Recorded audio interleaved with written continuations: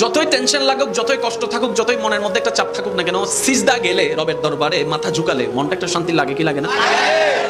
ব্রেনের মধ্যে একটা স্বস্তি আছে কি আসে না? মেন্টালি ভাবে একটা রিল্যাক্স ফিল হয় কি হয় না?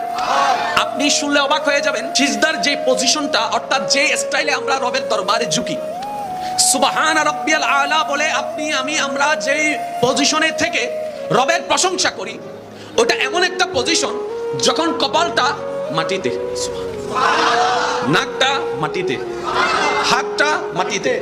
এবার বিজ্ঞান বলছে মানুষের ডিপ্রেশন কখন হয়, দুশ্চিন্তা কখন হয়?